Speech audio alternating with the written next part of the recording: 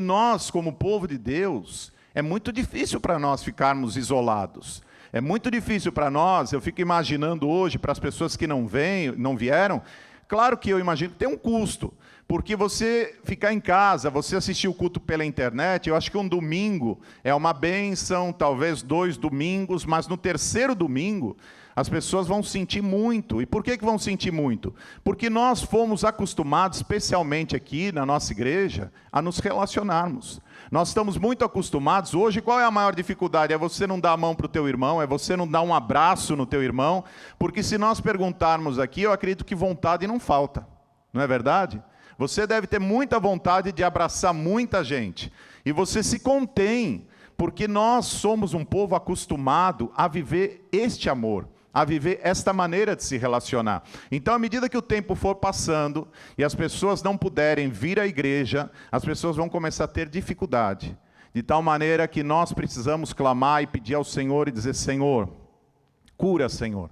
Traga cura sobre esta terra, para que nós não soframos essa privação uns dos outros. Mas eu quero também te lembrar que lá atrás, a igreja de Atos dos Apóstolos sofria e padecia das mesmas dificuldades. Eles não enfrentavam coronavírus, eles enfrentavam algumas coisas que eu entendo que talvez fosse até pior. Eles enfrentavam a fúria do Império Romano. E eles não se deixavam abater por isso. Eles não deixavam de se reunir como igreja. Eles continuavam se reunindo como igreja, mesmo correndo risco de perder a vida. Eu não estou dizendo que nós temos que arriscar a nossa vida, mas eu estou dizendo para você que como igreja, nós precisamos entender que nos últimos dias, no sermão escatológico, em Mateus 24, Jesus diz que nos últimos dias essas coisas seriam comuns. Essas coisas aconteceriam entre nós. E nós temos que estar preparados para enfrentar estas coisas, entendendo que é o Senhor quem nos guarda. Você precisa trabalhar, porque você seguramente tem contas para pagar. E como é que você faz com o seu trabalho? Como é que você faz, muitas vezes, com o seu filho, com a sua filha, quem você não vai se privar de dar um abraço nele, dar um abraço nela? Então, como é que nós devemos agir? Nós devemos ser prudentes, nós devemos vigiar, mas nós devemos orar e nós devemos agir. Então, como igreja do Senhor, orem, clamem a Deus, sabendo que tudo isso que nós estamos passando é bíblico. Deus está dizendo para nós: eu não perdi o controle de nada. Deus está dizendo para nós: eu continuo sendo soberano. Você acha que Deus não sabia ou não era capaz de saber que esse vírus viria sobre a terra? Você acha que a presença desse vírus na terra, ele faz com que isso tome Deus de surpresa, que Deus fique surpreso e diga: nossa, eu não imaginei que esse vírus pudesse vir sobre a terra? É natural que Deus é soberano e Deus sabe tudo. Então esse vírus que hoje abate a terra, é parte daquilo que está escrito lá no sermão escatológico, quando a Bíblia fala acerca do princípio das dores, terremotos, fome, pestes. E aí está incluído esse vírus. Jesus disse: quando vocês virem, naqueles dias, nação contra nação, reino contra reino, guerra, rumores de guerra, fome, terremotos, pestes, esse é o princípio das dores. Então, quando essas coisas vêm, elas nos fazem lembrar de que Jesus está às portas, de que Jesus está chegando. Estas coisas são necessárias na terra, para vez por outra nos lembrar de que Jesus está chegando. E você pergunta: pastor, quando é que efetivamente ele chega? Quando será o fim? Quando ele estava aqui entre nós, ele disse que nem ele mesmo sabia a hora, só o Pai que estava no céu. Mas ele nos dá 2 sinais, aos quais ele diz que quando isso acontecer, aí será o fim. O primeiro sinal é um sinal que nós temos visto acontecer há muito tempo. Por causa da iniquidade, o amor de muitos se esfriará. E isso nós temos visto há muito tempo. O que nós não sabemos, o que é para Deus esse muitos. O que é para Deus? Nós sabemos, olhando para um auditório como esse, o que são poucos. Nós sabemos talvez a metade. Nós sabemos talvez a maioria simples e nós podemos calcular a maioria absoluta. Mas nós não podemos, ou pelo menos se nós perguntarmos, cada um tem uma noção. Para você um muito é um número, para o teu irmão o muito é um outro número. Para um o muito pode ser 80%, para o outro o muito pode ser 90%. Então nós não sabemos quanto é esse muito, mas nós temos visto que o amor de muitos tem se esfriado por causa da iniquidade, por causa da apostasia. E o segundo sinal que ele disse, que aí sim viria o fim, é que o evangelho do reino seja pregado em toda a terra. Quando esse evangelho do reino for pregado em toda a terra, então virá o fim. Então são esses sinais que nos mostram e que nos falam acerca da sua vinda. O que nós estamos vendo hoje é mais uma lembrança para nós, como igreja, acordarmos e estarmos atentos. Jesus está às portas, Jesus está chegando. E o que nós devemos como igreja fazer? Seguir a nossa caminhada. Estarmos preparados, sempre estivemos preparados, desde o dia em que o recebemos, nós estamos preparados para a sua volta. Essa semana, conversando com o Nelton, interessante, ele escreveu para mim dizendo assim, todo mundo quer ir para o céu, mas ninguém quer morrer. E eu fiquei pensativo com essa frase, porque só há duas maneiras de você ir para o céu. Uma delas é você ser arrebatado, amém? E a outra é você morrendo. Mas as pessoas não querem morrer. As pessoas, entretanto, elas querem ir para o céu. Então, só te resta uma alternativa, ser arrebatado. Para que você seja arrebatado, a sua vida tem que estar onde? No Senhor. Amém? Para quando Ele voltar, Ele olhar para você e dizer, você é dos meus, teu nome está escrito no livro da vida, vamos embora dessa terra e te levar para o céu. Senão, você fica. Mas não é esse o propósito de Deus?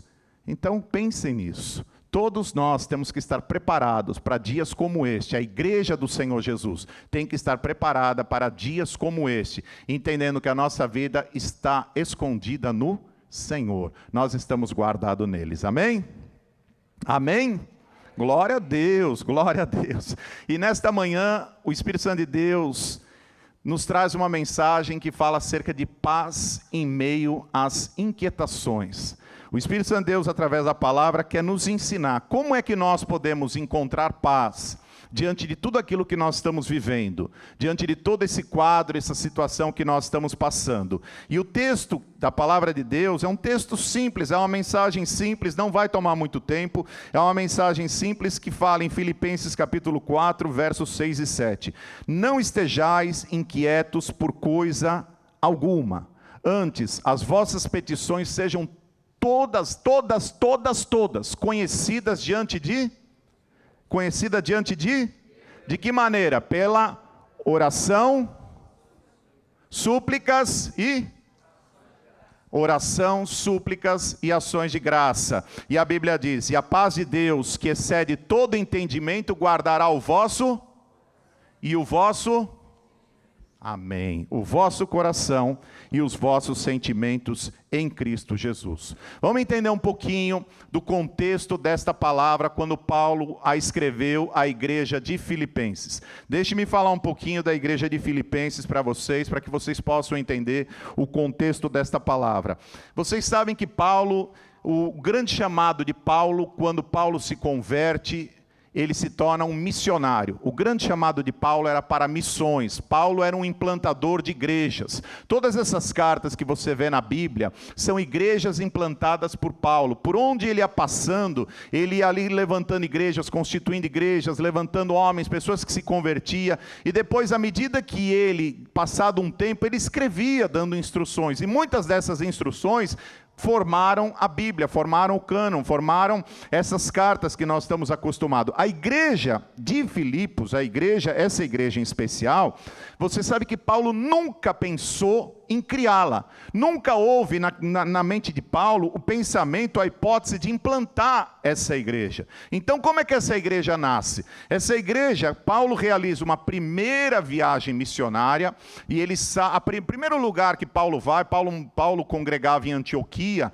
um pouco mais para baixo. Existem duas Antioquias, uma que ficava um pouco mais para baixo, e ele sai para Chipre. E ali ele começa a evangelizar naquela ilha, junto com Barnabé, com outros irmãos. E ele faz uma primeira viagem missionária, formando ali inicialmente algumas igrejas. Na segunda viagem missionária dele, é que Paulo, ele chega a esse lugar chamado Filipos. Mas ele não tinha essa intenção. A Bíblia fala que nesse tempo ele estava acompanhado por Silas, a Bíblia fala que ele estava acompanhado por Timóteo, que era o seu grande filho na fé, e por Lucas. Mas o objetivo dele, nessa segunda viagem missionária, era fortalecer as primeiras igrejas, e não iniciar outras igrejas. Entretanto, acompanhe comigo em Atos dos Apóstolos, no capítulo 16, a partir do verso 6, a palavra de Deus diz assim: e passando pela Frígia e pela província da Galácia, foram impedidos pelo Espírito Santo de anunciar a palavra na Ásia. E quando chegaram a Mísia, intentavam ir para a Bitínia, mas o Espírito de Jesus não lhe o permitiu. E tendo passado por Mísia, desceram a Troade. Troade é bem do ladinho de Filipos. E Paulo teve de noite uma visão em que se apresentava um varão da Macedônia e lhe rogava dizendo: passa a Macedônia e ajuda-nos. E logo depois desta visão, procuramos partir para a Macedônia, concluindo que o Senhor nos chamava para lhes anunciarmos o Evangelho. E navegando de Troade, fomos correndo em caminho direito para a Samotrácia, e no dia seguinte para Neápolis, que é justamente o porto da cidade de Filipos. E dali para Filipos, que é a primeira cidade desta parte da Macedônia, e é uma colônia, era uma colônia romana. E estivemos alguns dias nesta cidade. No dia de sábado, saímos fora das portas para a beira do rio, onde julgávamos haver um lugar para oração, e assentando-nos falamos às mulheres que ali se ajuntaram. Então você observa que esta igreja, na verdade, ela nasce no coração de Deus. Paulo ele deseja voltar à sua viagem missionária e seguir uma determinada rota, diz a palavra. Ele está na Frígia e ele gostaria de seguir uma determinada rota, mas a palavra de Deus fala que numa visão noturna, aparece como que um anjo para ele e fala para ele assim: passa para Macedônia e vem nos ajudar. E Paulo então, tomado ali, obediente ao Espírito Santo, Paulo vai e começa a navegar e segue em direção a Filipos. Filipos é a primeira igreja da Europa. Até então a palavra de Deus só era pregada na Ásia, especialmente naquela região da Ásia Menor. Aqui nasce a primeira igreja da Europa. Então a palavra de Deus vai nos mostrando que nesse lugar a Europa não conhecia o Evangelho. Este lugar é talvez o primeiro lugar onde a palavra de Deus é pregada. É muito provável que ali em Filipos nem sequer sinagoga de judeus existisse. Então, chegando ali, a palavra de Deus nos conta que Paulo sai e encontra umas mulheres orando. E dentre essas mulheres, agora comece a observar como eram as conversões em Filipo. Comece a observar como é o trabalhar de Deus. Havia uma mulher chamada Lídia, e a Bíblia fala que ela se converte e ela e toda a sua família são batizadas. De uma maneira tranquila, de uma maneira suave, não houve nenhuma intercorrência, nada que chamasse atenção. Entretanto, quando Paulo e Silas estão naquela cidade, há uma moça com um espírito de adivinhação. E ela fica dizendo o tempo todo: esses homens são servos do Deus Altíssimo, esses homens são servos do Deus Altíssimo. E Paulo, que devia ter uma paciência um pouco mais limitada, Paulo olha para aquela mulher e olha para aquele espírito e repreende aquele espírito e fala para aquele espírito: sai dela. E aquele espírito sai daquela mulher e por conta disso, há um alvoroço naquela cidade, porque aquela mulher dava muito lucro para aqueles senhores daquela cidade. Então Paulo e Silas são levados para a prisão. E vocês bem conhecem a palavra quando diz que à meia-noite Paulo e Silas na prisão faziam o quê? Louvavam. Paulo e Silas, meia-noite na prisão, louvavam, e Deus desce um terremoto sobre a prisão, o cárcere é abalado, e o carcereiro, que ali desesperado, ele vai se lançar sobre aquela espada para morrer, para se matar. Paulo brada e fala para ele: não faça isso. E o carcereiro então ouve Paulo, ouve Silas, e a Bíblia fala que naquela mesma madrugada, o carcereiro e toda a sua família se converte e são batizados. No dia seguinte, Paulo é solto. E assim começa a igreja em Filipos, com uma conversão extremamente suave e com uma conversão que custou a ida de Paulo para a prisão. Assim nasce e assim é o trabalhar de Deus na nossa vida. Agora, esta é a primeira igreja, como nós dissemos, da Europa. 5 anos depois, Paulo volta a visitar Filipos. A Bíblia não chega a narrar nada de excepcional nisso. Mas esta carta que nós lemos, essa carta aos Filipenses, Paulo vai escrever mais 5 anos depois. Ou seja, 10 anos depois que ele prega lá, que ele é levado pelo Espírito, é que ele escreve a carta aos Filipenses. E quando Paulo escreve esta carta aos Filipenses, Paulo está preso em Roma. E ele tem um irmão com ele chamado Epafrodito, que é deste lugar, que é desta igreja e que está com Paulo em Roma, consolando Paulo. E Paulo então sente necessidade de escrever para esses irmãos. E assim Paulo faz. Mas a carta que Paulo escreve não é uma carta para resolver problemas, não é uma carta para resolver conflitos. Você tem muitas cartas, por exemplo, a igreja de Coríntios era uma igreja cheia de problemas. A igreja de Tessalonicenses era uma igreja onde você tinha irmãos que não queriam trabalhar.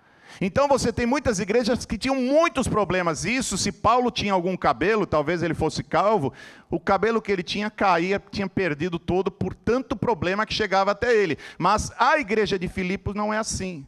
É uma igreja feliz, é uma igreja alegre, é uma carta alegre. E Paulo começa a escrever. O primeiro capítulo dessa epístola, dessa carta, Paulo vai falar acerca da sua prisão como algo proveitoso para o evangelho. Porque os irmãos estavam muito tristes, porque a prisão de Paulo estava muito demorada e os irmãos não tinham acesso a Paulo. Então Paulo escreve para dizer como as suas prisões, elas eram proveitosas para a pregação do evangelho. Imagina que ele era guardado por 16 soldados, e os 16 soldados se converteram. Se pusesse outros 16 soldados, os outros 16 soldados se converteriam, porque Paulo, ao abrir a sua boca, Paulo falava com autoridade, e era impossível deter a palavra de Deus que saía da boca desse homem. No capítulo 2, ele vai falar acerca da unidade, acerca da humildade, acerca da prontidão em servir, da obediência, ele vai falar acerca da conduta irrepreensível, e fala um pouquinho de Timóteo e Epafrodito. E é aí, talvez, que tem a maior declaração cristocêntrica da Bíblia. Quando Paulo fala assim, que haja em vós o mesmo sentimento que houve também em Cristo Jesus, lembram dessa palavra? Que sendo na forma de Deus, não teve por usurpação ser igual a Deus, mas esvaziou-se tomando a forma de servo, amém? Fazendo-se semelhante aos homens, e achado na forma de homem, a palavra de Deus fala, ele humilhou-se a si mesmo, sendo obediente até a morte, morte de cruz. Por isso que Deus o exaltou. E deu a ele um nome que é acima de todo nome, para que ao nome dele, ao nome de Jesus, todo o joelho se dobre, daqueles que estão no céu, na terra e embaixo da terra, e toda a língua confesse que Jesus Cristo é o Senhor. Essa é talvez a maior declaração cristocêntrica que você vai encontrar na palavra de Deus. Você gostaria de guardar essa palavra? Você gostaria de dizer assim, pastor, como é que faz para guardar essas palavras? Eu vou lhe dar uma dica, muito rápido, tá? Eu costumo fazer o seguinte, eu costumo associar com figuras. Então imagina que você vai desenhar um círculo. E imagina que você pensa assim, eu estou vendo Jesus Cristo descendo, descendo, descendo, descendo. E depois eu estou vendo Jesus Cristo subindo, subindo, subindo. Então eu estou vendo ele descer da seguinte maneira, que haja em vós o mesmo sentimento que houve também em Cristo Jesus, que sendo na forma de Deus não teve por usurpação ser igual a Deus. mas esvaziou-se, tomando a forma de servo, achado como homem, e por aí vai, você vai seguindo, até chegar lá em cima. Quando você associa os textos bíblicos com algumas figuras, com alguns movimentos, com algumas coisas, fica mais fácil de você guardar. Um outro texto bíblico que a palavra de Deus nos ensina, está lá em 1 Timóteo 3,16, que é tão cristocêntrico quanto esse. E o método que eu uso para decorar, para guardar, é exatamente o mesmo. Só estou abrindo esse parênteses para a gente descontrair um pouco. Ali fala assim, que Deus foi manifestado na carne. Olha, Deus foi manifestado na carne, eu estou descendo, né? Então, eu vou pegar aqui desse lado, Deus foi manifestado na carne, tá certo? Mas ele foi o quê? A Bíblia fala... que ele foi justificado no Espírito, aí ele foi contemplado por anjos, aí ele foi pregado entre os gentios, aí ele foi crido no mundo, e aí ele foi recebido na glória. Então você fica fazendo círculos assim, ó, e fica associando com esses estágios assim de Jesus, você vai guardando, você vai decorando a palavra de Deus. Associe com figuras, associe com movimentos, e você vai guardar bem a palavra de Deus, amém?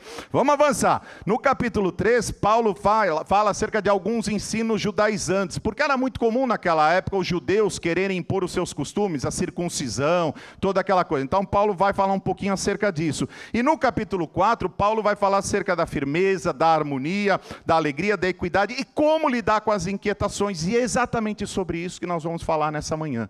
Como nós podemos lidar com as inquietações. Porque elas são muitas e elas vêm sobre nós. Veja a palavra de Deus, nós estamos dizendo no verso 6 do capítulo 4, não estejais inquietos por coisa alguma, antes as vossas petições sejam em tudo conhecidas diante de Deus, com oração, súplica e ação de graças. Vamos entender uma coisa, essas inquietações que vêm sobre nós, que tipo de inquietações nós sofremos? De todas as espécies. Nós sofremos inquietações financeiras, nós sofremos inquietações como agora, por conta desse coronavírus, nós sofremos inquietações de problemas de saúde, nós sofremos inquietações pessoais que afetam os nossos sentimentos, o nosso coração, a nossa mente. Às vezes a gente chega a perder o sono, acordar no meio da noite preocupado com alguma coisa, e você diz assim, pastor, isso é normal?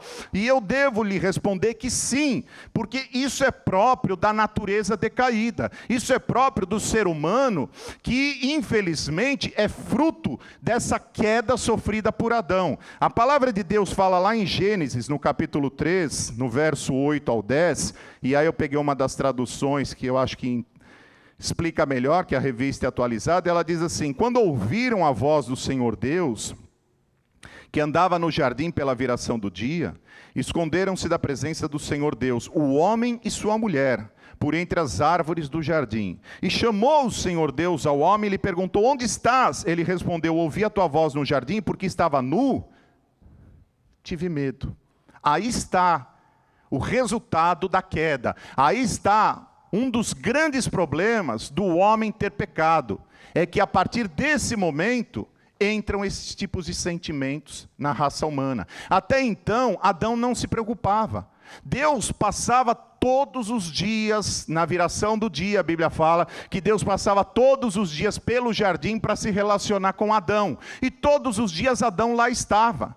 E naquele dia que Deus passou e não encontrou Adão, e ele chega então a perguntar a Adão, por onde você está? Adão diz assim, é porque eu ouvi a tua voz, passando ali pelo jardim, e eu tive medo, e eu me escondi. Então, a partir do pecado, entram esses sentimentos na vida das pessoas. E o fato de você sentir medo, e o fato de você sentir ansiedade, e o fato de você sentir desconforto com algumas situações, porque elas muitas vezes te parecem fugir ao controle, isso é normal. Isso não é nada, não existe nada de excepcional. Você dizer, eu em certo momento passei por uma luta, passei por uma guerra, e eu senti medo. E eu senti um certo pavor. Isso faz parte da raça humana. Veja, quando a palavra de Deus em Gênesis 5:3, ela vai nos explicar o que é que Adão passa a reproduzir depois da queda. A Bíblia diz assim, e Adão viveu 130 anos e gerou um filho. Agora, como é que ele gera esse filho? A sua semelhança, conforme a sua imagem, e chamou o nome Sete. Então, aquele que foi chamado para multiplicar a imagem de Deus, aquele que foi chamado, aquele que foi criado à imagem e semelhança do Senhor. Porque nós temos que entender uma coisa: Adão não foi colocado no paraíso para ser um adorno. Adão não foi colocado no paraíso só para deleite. Adão não é uma figura da qual Deus resolve criar o cosmos e coloca Adão lá dentro como algo figurativo. Havia um propósito, e o propósito na vida de Adão é que Adão multiplicasse a imagem e a semelhança de Deus. Quando Adão peca, ele passa a multiplicar a imagem e semelhança de si mesmo. Ou seja, a imagem e a semelhança de um homem pecador. É por isso que a Bíblia fala que todos pecaram. Todos foram destituídos da glória de Deus.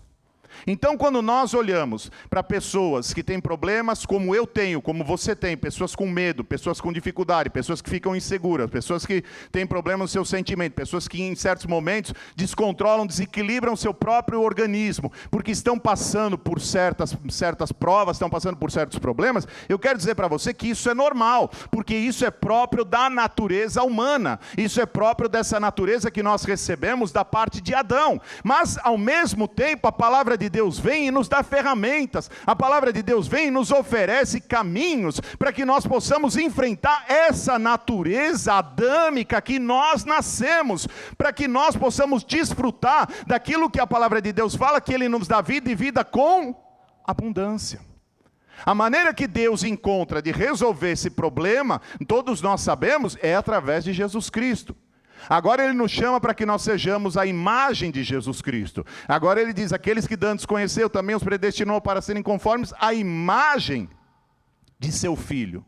Então nós estamos sendo chamados e aperfeiçoados para sermos a imagem de Jesus Cristo. Enquanto nós não chegamos nesse lugar de sermos completamente transformados à imagem de Jesus Cristo, o medo, esses sentimentos, essas ansiedades, elas continuam fazendo parte da nossa vida. Você vai ver situações na Bíblia de homens que, por se parecer tanto com Jesus Cristo, foram perdendo esse medo, foram perdendo esses sentimentos de ansiedade, de dificuldade. Você vê um apóstolo Pedro na prisão, em que Herodes fala: eu vou te matar daqui a alguns dias, passada a festa dos pães asmos, e o anjo vem para acordar Pedro, e Pedro tem dificuldade, Pedro demora para acordar. Agora, você está na situação dele, você sabe que você vai morrer. A palavra é de um rei que não volta atrás. E ele fala que ele vai te matar. E ele já havia matado Tiago, irmão de João. E eu vou dormir, eu vou pegar no sono. Só alguém que aprendeu a olhar para Jesus e entender que em Jesus, de fato, eu posso todas as coisas. Amém? Você olha para Paulo, lá em Atos 20, Paulo subindo, saindo da igreja de Éfeso, subindo, e os irmãos falando: Paulo, não vá para Jerusalém, porque o que te espera lá são cadeias, o que te espera lá é morte. E Paulo fala para aqueles irmãos: irmãos, não constranjam o meu coração, falando dessa maneira vocês estão me entristecendo, deixa eu subir para Jerusalém, eu estou disposto, se necessário for, até morrer por amor a Cristo.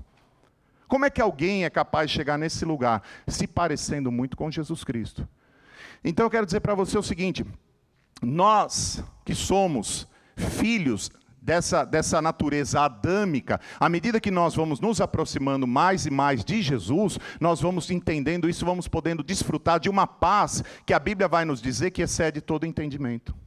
Entenda comigo, acompanhe comigo, quais são os elementos que a Bíblia nos oferece, especialmente aqui em Filipenses capítulo 4, quais são os elementos que a Bíblia nos oferece para que nós não permaneçamos inquietos. A Bíblia fala para nós levarmos as nossas petições, para que todas elas sejam conhecidas diante de Deus. Como é que você torna as suas petições conhecidas diante de Deus? E aí a Bíblia fala através da oração, através da súplica e através de ação de graças. Ora, vamos entender esse contexto bíblico. O que a palavra de Deus fala, quando ela fala oração, o que é oração para você?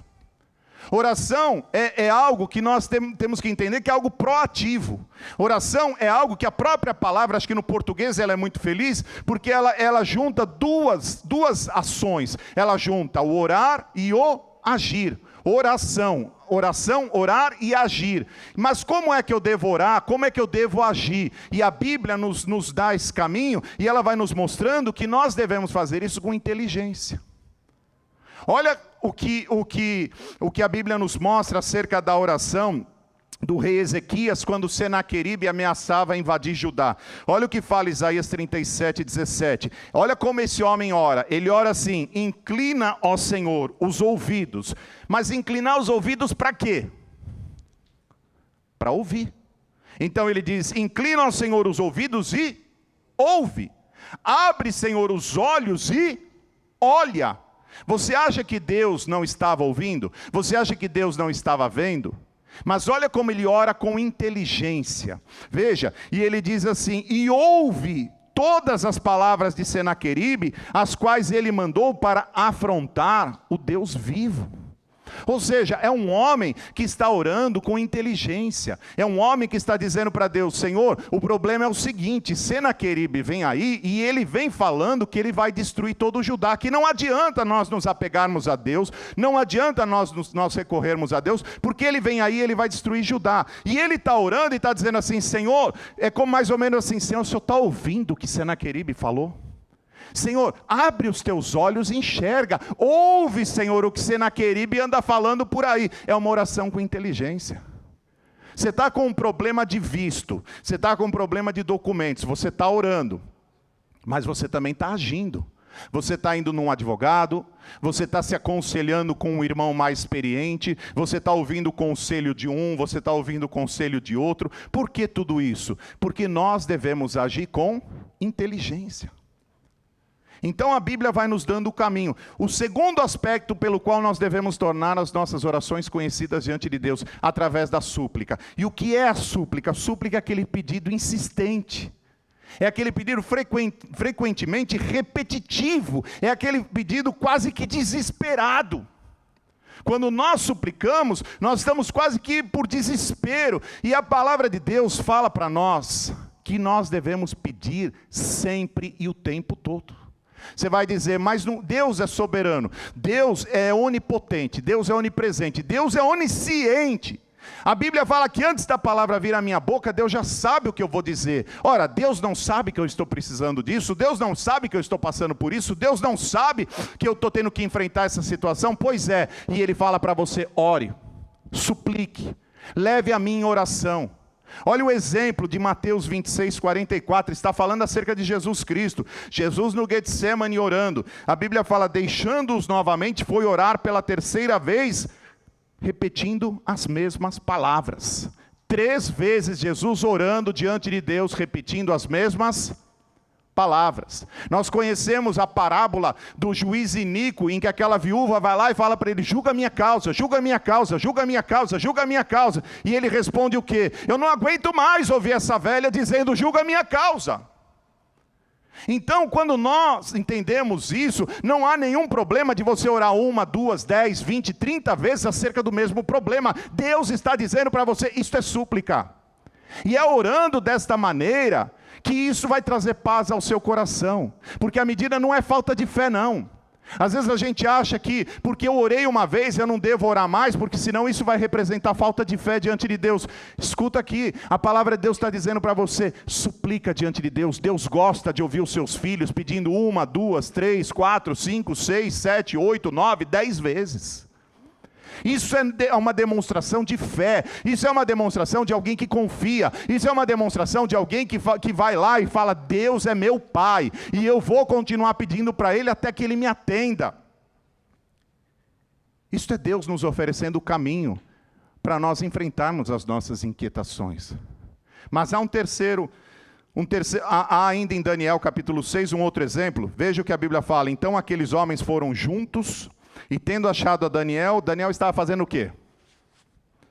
Orando e suplicando. Orar e suplicar são duas coisas distintas. Ele orava e ele suplicava. Ou seja, com inteligência ele levava as coisas diante de Deus, mas de forma insistente e perseverante. Ele estava colocando sempre o mesmo tema diante de Deus. Isso é súplica. Mas a palavra de Deus ainda nos oferece um terceiro caminho para nós aplacarmos as nossas inquietações, e se chama ações de graça. O que são ações de graça? É aquela gratidão que nós temos por tudo aquilo que Deus já fez. Sabe quando você dobra o seu joelho para orar e você começa a se lembrar de tudo que Deus já fez na sua vida? Quantas vezes isso não consola o nosso coração?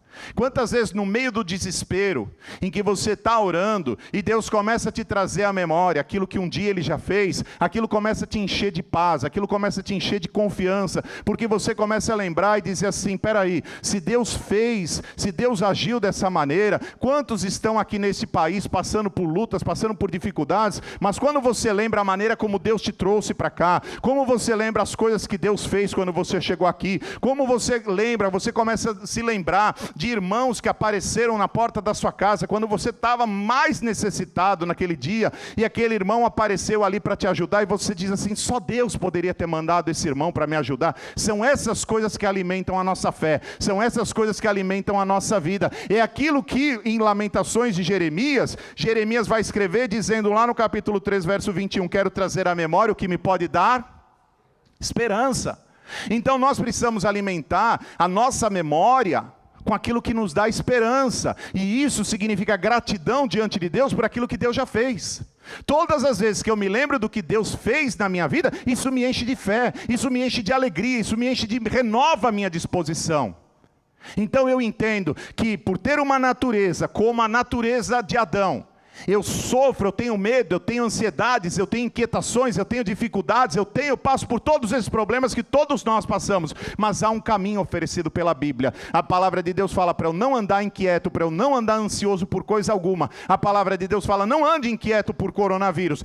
Toma essa sua preocupação, e a Bíblia fala, seja levado em petições diante do Senhor. De que maneira? Com oração, com súplica e com ação de graças.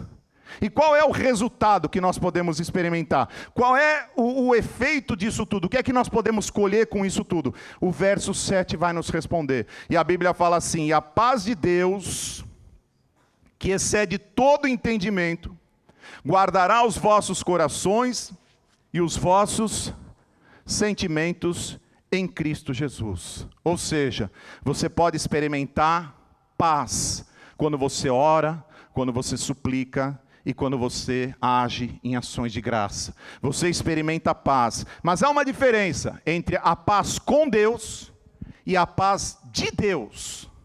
Vamos entender isso. Porque quando Jesus cumpre o processo de expiação na cruz do Calvário, ali nós entendemos que Ele compra para nós a paz que nós não tínhamos com Deus. A expiação de Jesus, ela satisfaz a ira de Deus. A expiação de Jesus, ela nos justifica diante de Deus. A expiação de Jesus, ela nos redime diante de Deus. A expiação de Jesus, ela nos reconcilia com Deus. São esses efeitos da justificação, da satisfação, da reconsideração, dessa maneira como Deus passa a nos enxergar. São esses efeitos que fazem com que eu possa agora experimentar a paz com Deus. Olha o que fala Romanos capítulo 5, verso 1. Sendo, pois, justificados pela fé, temos paz com Deus, por nosso Senhor Jesus Cristo. Mas aqui, Paulo, dizendo à igreja de Éfeso, à igreja de Filipos, perdão, ele não está dizendo acerca da paz com Deus. Esta paz com Deus você recebeu no dia em que você aceitou Jesus Cristo como Senhor e Salvador da sua vida. Você era inimigo de Deus e agora você é amigo de Deus. Você era inimigo de Deus e agora você é filho de Deus. Jesus, no dia em que Ele morre por mim e por você, Ele compra para nós essa paz com Deus. Mas aqui a Bíblia está dizendo que ao levar suas inquietações em oração, em súplica e em ação de graças diante de Deus, você experimenta uma paz que a Bíblia fala é a paz de Deus. E essa paz de Deus, ela é fruto de um relacionamento com Deus. Ela não é fruto daquilo que Cristo comprou na cruz do Calvário, mas ela é fruto de um relacionamento com Deus. Quando Adão estava no paraíso, cumprindo os propósitos de Deus, desde o pacto da criação, a Bíblia fala que Deus passava todos os dias no jardim para conversar com Adão. E eu fico imaginando que Adão criava muita expectativa para quando Deus passasse por ali, eles poderem conversar. Você sabe que coube a Adão dar o nome a todas as coisas, aos animais. E eu fico imaginando, quando Deus passava, Adão olhando e dizendo: Senhor, para aquele ali eu dei o nome de canário. O que o Senhor acha? E Deus falava: que lindo, Adão. Eu não tinha pensado nisso, lindo nome que você deu a ele, canário. É, porque ele canta, é a coisa mais linda, o senhor tem que ouvir. O senhor tem que chegar um dia aqui mais cedo e escutar esse passarinho cantar. O senhor não pode passa de manhã ele canta mais que à tarde, porque ele canta que é a coisa mais linda. Você imagina? Ele dando o nome lá de vaca. É, Adão, vaca é vaca. Eu não entendi muito bem, acho que ninguém entendeu muito bem, mas a gente sempre olha e fala: vaca parece com vaca, né? Pato parece com pato, galinha parece com galinha. E tudo isso foram nomes que Adão foi dando. Isso é fruto de um relacionamento. Adão se relacionava com Deus. Quando Adão peca, esse relacionamento é quebrado. E Adão vai se esconder. Agora ele já não tem mais o mesmo prazer, a mesma alegria. Sabe por quê? Porque agora ele já não desfruta da paz de Deus. Isso é importante a gente entender. Quando você está inquieto, e você ora, suplica e agradece a Deus por tudo aquilo que Deus já fez, Deus começa a trazer uma paz sobre o seu coração, que a Bíblia fala que excede o nosso entendimento. Eu estou com luta, eu estou com problema, eu estou passando por situações difíceis. Todos nós estamos enfrentando agora essa crise de coronavírus. Mas isso não vai tirar a minha paz. Eu vou tomar as devidas precauções, eu vou me cercar das devidas, daquilo que as autoridades me recomendam. Eu não vou ficar aqui fazendo ilações, teorias da conspiração. Eu vou fazer a minha parte como homem, mas eu não vou perder a minha paz. Imagina que tem alguém precisando de uma oração. Eu não vou me negar a ir lá e orar por essa pessoa. Eu não vou me negar de fazer uma imposição de mão sobre a vida de uma pessoa que está necessitada. Eu não vou perder a minha paz. Entenda isso. Então nós que estamos sendo assolados, porque hoje é o coronavírus, amanhã vai ser outra coisa. Daqui a algum tempo vão surgir outras dificuldades. Talvez você esteja passando hoje problemas que o coronavírus é fichinha. Que você fala: isso é besteira, isso é bobagem perto do que eu estou passando. Eu estou passando por problemas muito piores do que isso.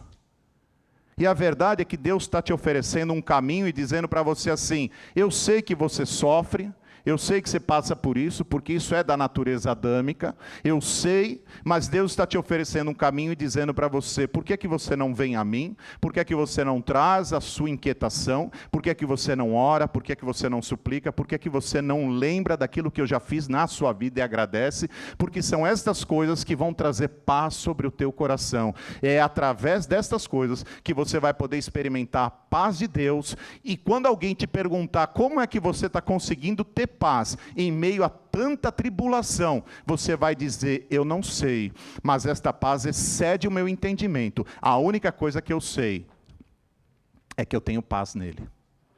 Então a Bíblia nos oferece esse caminho.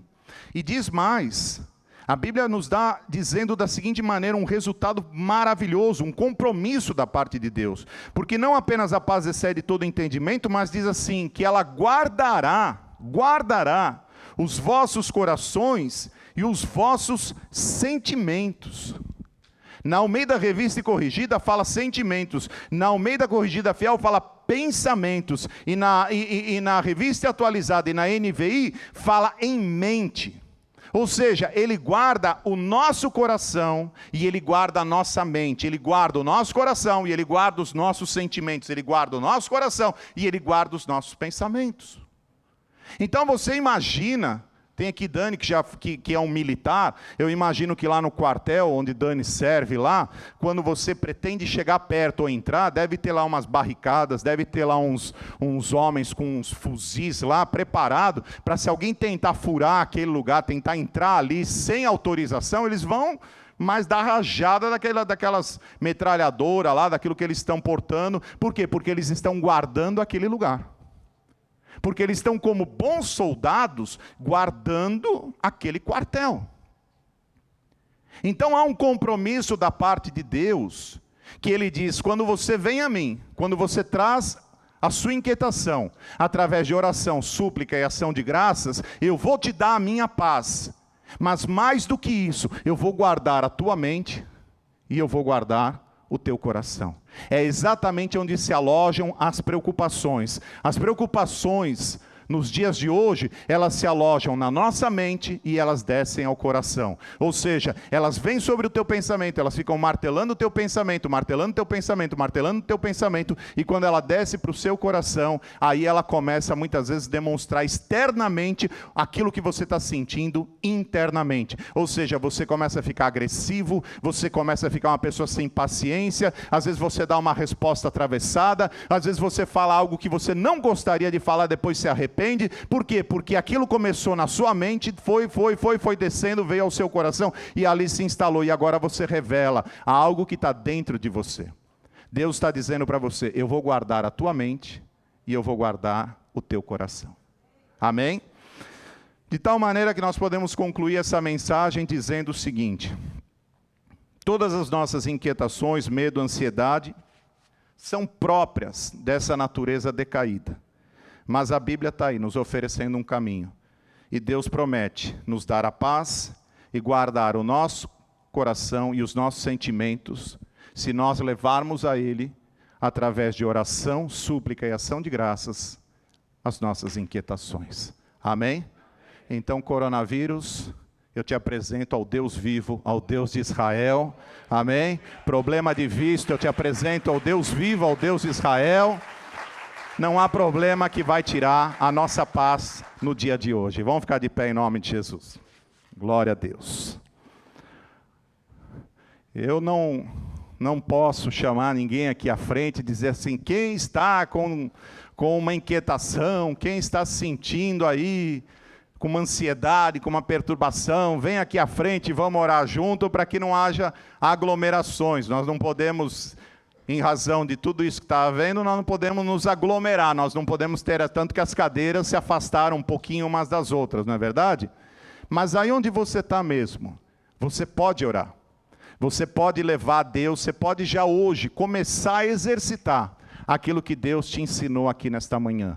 Você pode já começar a exercitar. Você é jovem, eu estava com o meu filho esses dias ministrando exatamente essa palavra para ele, e dizendo para ele: você é jovem, você vai sair ao mercado de trabalho, você tem ambições, você vai ter provas na sua escola, na sua universidade, você vai fazer testes para poder aplicar para uma carreira, alguma coisa. E eu mostrava exatamente isso para ele, eu dizia para ele: você tem que fazer a sua parte, você tem que estudar, você tem que se dedicar como homem, você tem que cumprir tudo aquilo que são os requisitos necessários.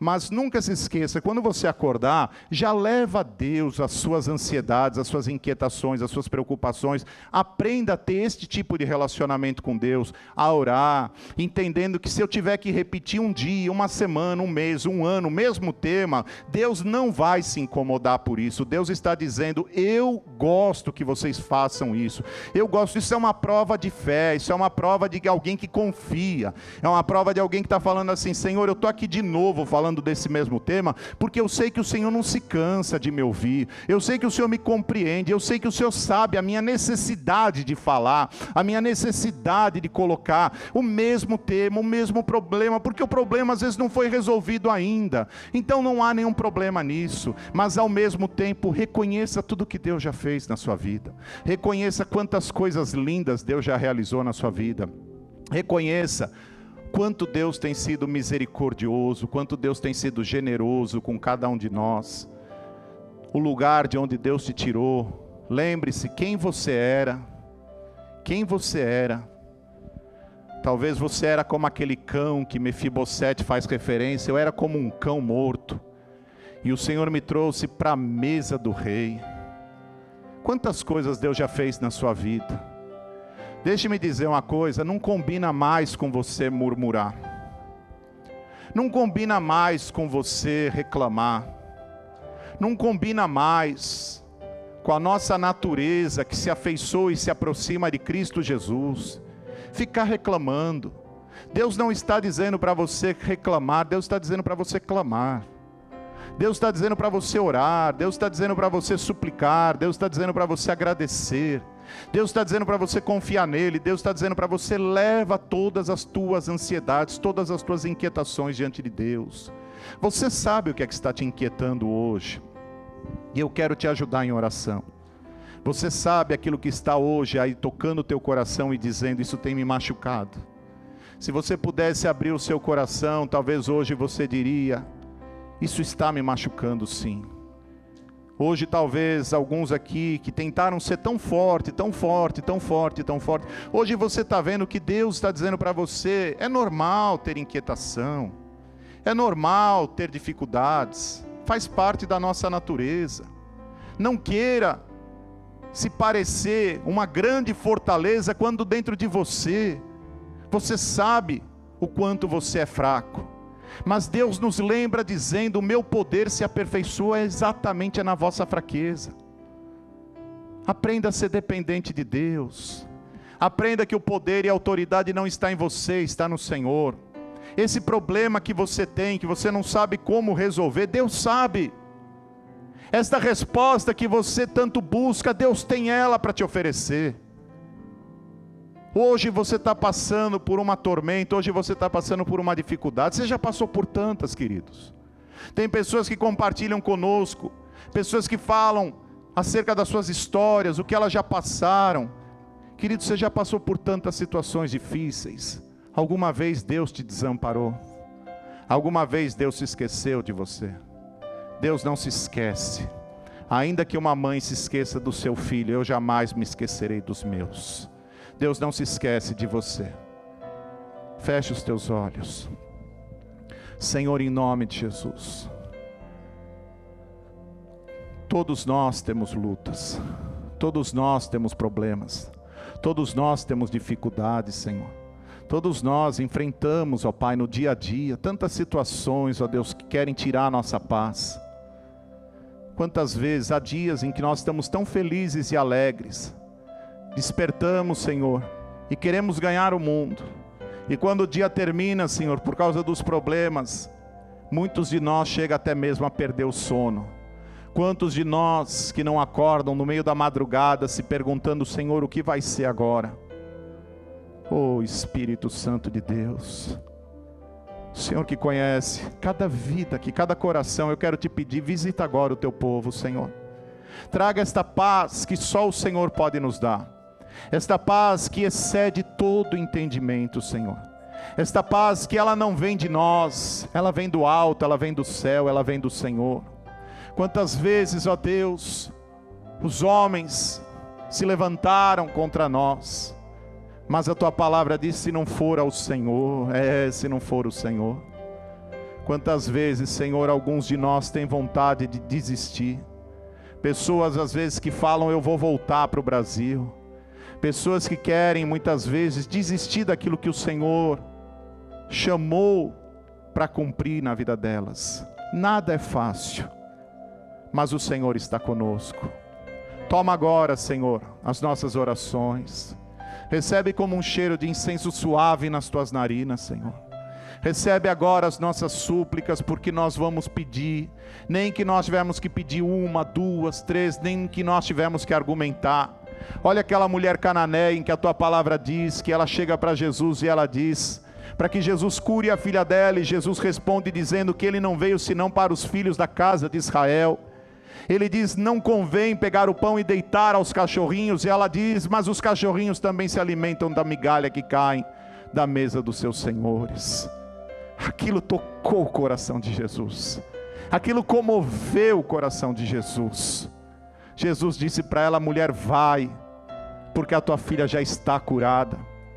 Que coisa linda, Senhor. Esse é o nosso Deus, é o Deus que fala para nós, suplica, não há nenhum problema. É o Deus que nos traz a memória e nos enche de esperança e de fé. Oh Senhor, fica conosco, guarda a nossa mente, Senhor, guarda o nosso coração, Senhor, em nome de Jesus. Glória a Deus, glória a Deus, glória a Deus. Aleluia. Se o mar se agitar e tudo escurecer e parecer que eu não vou sobreviver,